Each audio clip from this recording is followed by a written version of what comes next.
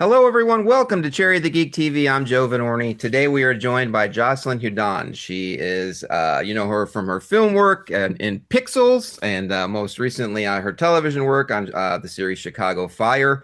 She now stars in a film called The Sound. It's an action adventure horror film, opening June 27th in select theaters and available to stream on all the video VOD platforms. Jocelyn, welcome to Cherry the Geek TV. Thank you. Thank you for having me. So, set up the premise of the film. What is the sound? How do you describe it to people? Oh, it's like an action thriller horror that takes place in the mountains. And you play Dana Watkins. Who is Dana? How does she fit into the film? And how did this film end up on your radar? How did you end up with this part? I was just kind of offered it through my agent. I think maybe through my rock climbing experience, but I don't know if he pitched me with using that. But yeah, I was just kind of offered it and I jumped at the chance to be in it.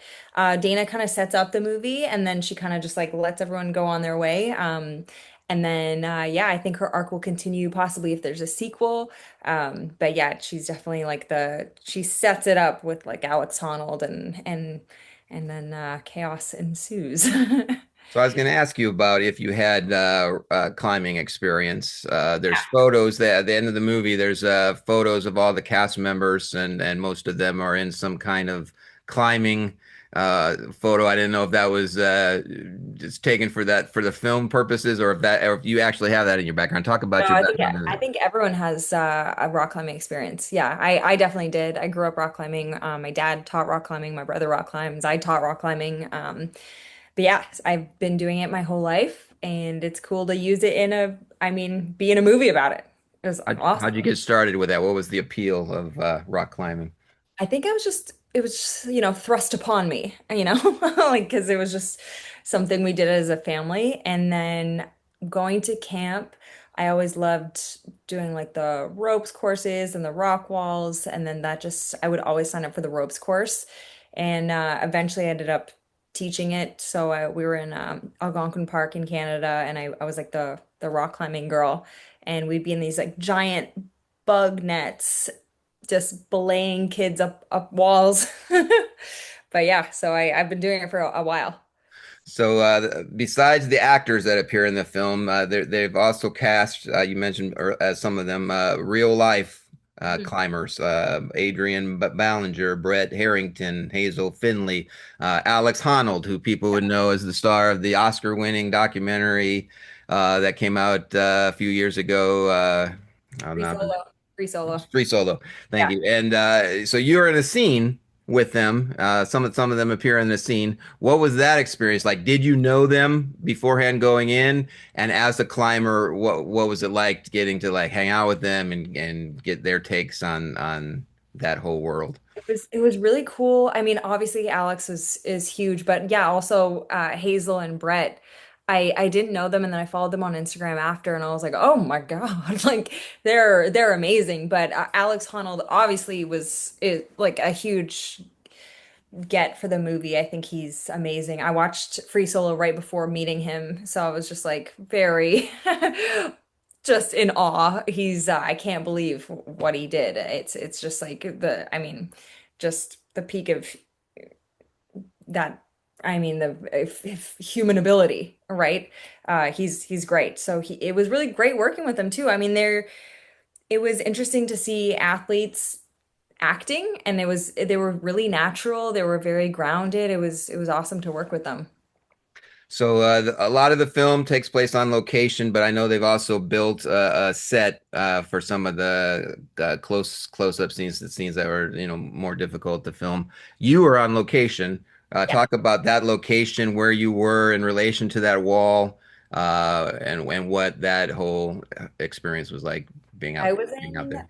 I was just outside of Vegas, and I got to stay at this beautiful casino resort. It was awesome. And I think it was probably like 30 minutes outside the city. And I did not know, I'm from Canada, and I did not know Nevada was so beautiful. It's just like a haven for active people, which I don't know why I didn't think that, but it was really awesome. I really want to go back to Nevada and do some rock climbing, but it was the landscape is just so unexpected. There was giant rock walls. I think everyone after rapping, they were like, yeah, I'm gonna go hit that wall. And I was like, oh my God, this is yeah, it was really cool. And Alex lives out there. I think a bunch of rock climbers live in Nevada because there's so many opportunities. But yeah, it was a beautiful location and it was really cool to just be there and have a new experience and be like right near giant like rock walls and yeah, it made it very real.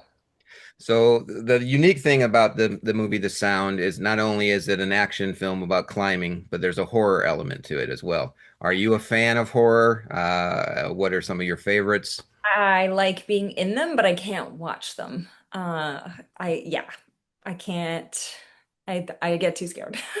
Well, you've appeared in horror things. You people might remember you from The Strain, Yeah. the great Guillermo del Toro horror series that aired on FX. What was your experience with that, working with Guillermo del Toro and working on The Strain?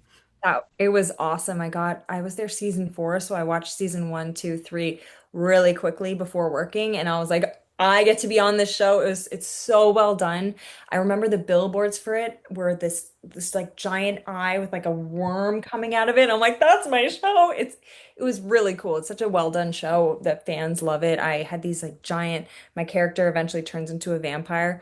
So doing the transition from human to vampire was really cool because they really phase in the vampire thing. We had these giant black like contacts so you can't see shit. And then you get this prosthetics. It was really cool. I really loved doing that show.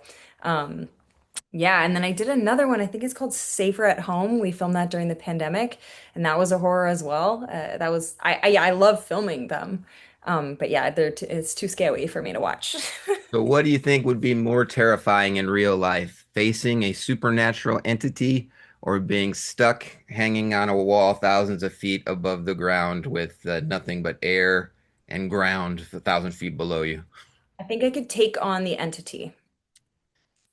You could take Yeah. on the entity. Yeah, but I know physically I would fail and die.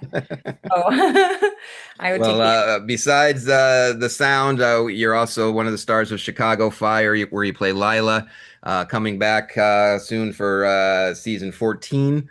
What has that experience been like? You started as a recurring character season 12, got promoted to a series regular last season, and continuing on into the fall season.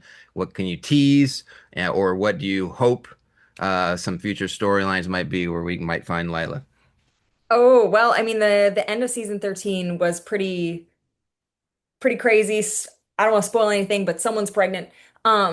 I mean it came out, so it's people know, but just if they haven't seen the show yet. But yeah, so someone is pregnant and yeah, I don't know what's gonna happen after that. I don't know what that means for the firehouse. I don't know. I don't know. I'm very excited. I mean, there's always I feel like every season there's more action, more fire. The special effects get just better, better, bigger, crazier, and I'm just like excited to be there for the ride. It's a great show to be on. So I'm excited. Like every time I get a new script, I'm like and I blast through it because I'm just very excited to be on that show. Awesome. Well, people can see Jocelyn in Chicago Fire streaming on Peacock, watch it on NBC, and we'll look for her in The Sound coming out in select theaters June 27th. It's also going to be available to stream on VOD platforms. Jocelyn, thank you so much for chatting with us today Thank on you Cherry the so Geek much. TV. Thank you.